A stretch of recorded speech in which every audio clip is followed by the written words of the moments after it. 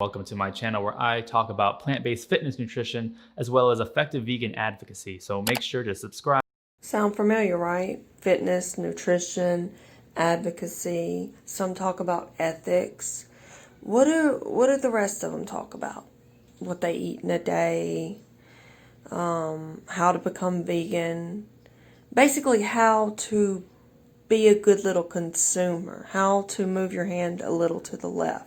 Otherwise, they're talking about why and how all of these people did it wrong. The people that keep coming forward and saying, hey, when I was vegan, when I was tracking everything on Chronometer for years, and I knew what to do, I knew what to supplement, I knew how many calories to eat, I still couldn't get my health on track. Things kept going downhill. I tried everything and nothing worked. And so I had to eat some eggs. And the eggs helped immediately. Immediately, I felt better within the next day or so. But in light of some recent information about a $1.5 million donor, this is what they were given to AV, Anonymous for the Voiceless, over 1 year. Given that information and finding out that people like Joey Carbstrong are being donated to, people that you wouldn't think, or even organizations that seem to be, vegans standing alone with their own YouTube channels, doing this all themselves, that they are being donated to. And it makes you wonder, who else? What other vegans are being donated to? But not only that, why don't vegans talk about gardening?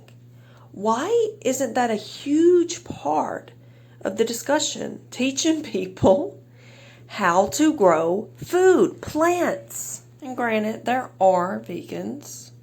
You can look them up. There are vegans online talking about gardening. But none of the names you hear about, none of the popular ones, none of the ones that are being backed by donors. And so I start to wonder, why is this? So you want factory farming to be something of the past. You want to reduce animal suffering. But all you are telling people they need to do is stop buying one packaged product from the grocery store and start buying another packaged product from the grocery store. And it's like, okay, I can see this from a billionaire's perspective who is trying to convince the whole world of something like this. They need it to be digestible. They need it to be accessible. They need it to be trendy. They need it to look good on the surface. They need it to be easy. They need it to be yummy. They need it to be doable. Right, I get all that.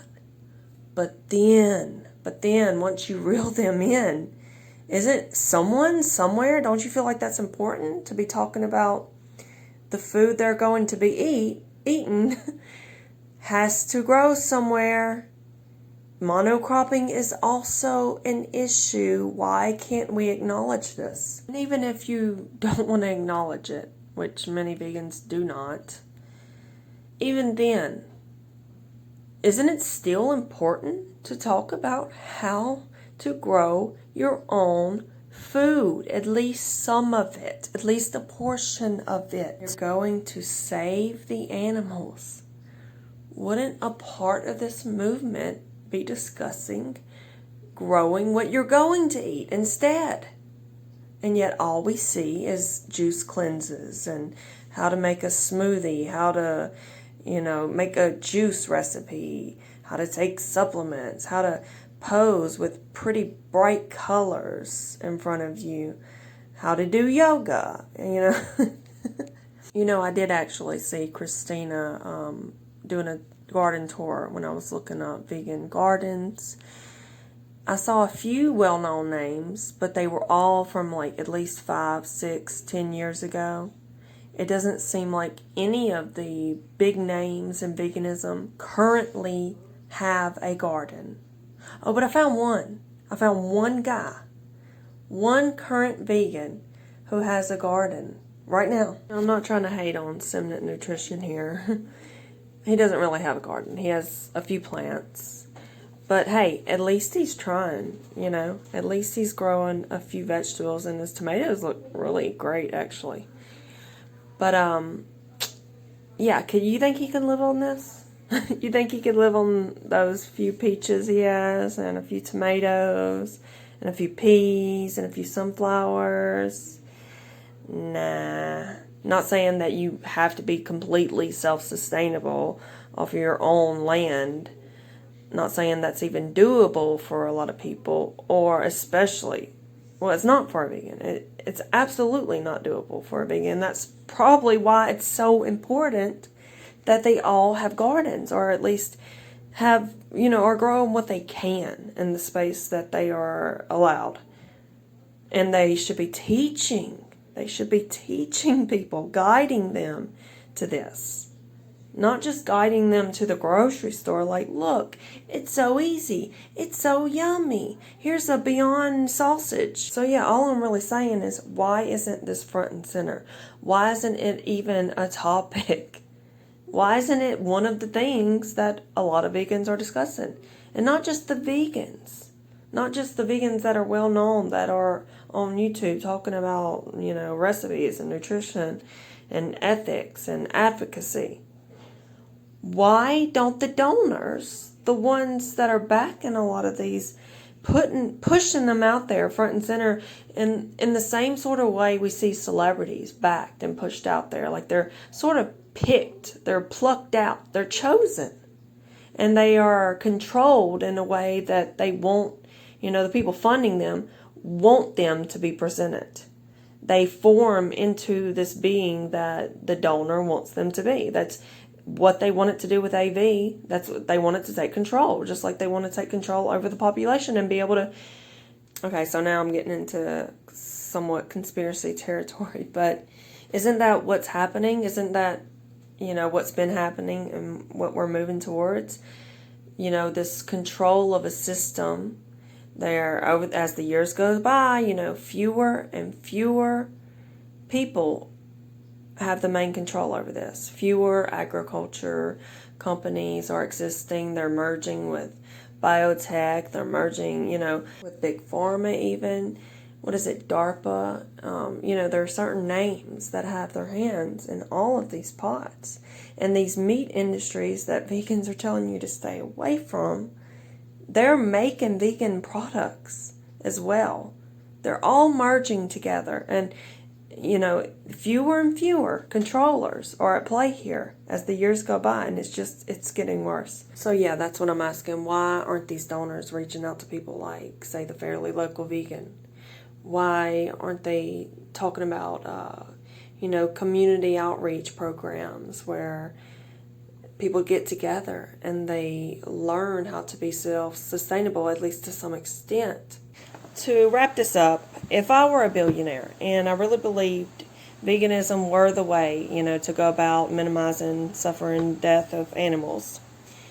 Crop death is a thing. We understand that. So I would say that not just going vegan is going to be the answer. It doesn't just go vegan, full stop, animals saved, as long as a lot of people are vegan. No, we need to eat as well, and we know that monocropping systems, the larger the crop, the more equipment used, the more pesticides sprayed, then you have to use synthetic fertilizers, and then you want to if you're vegan, but all of these things are contributing to more death as well.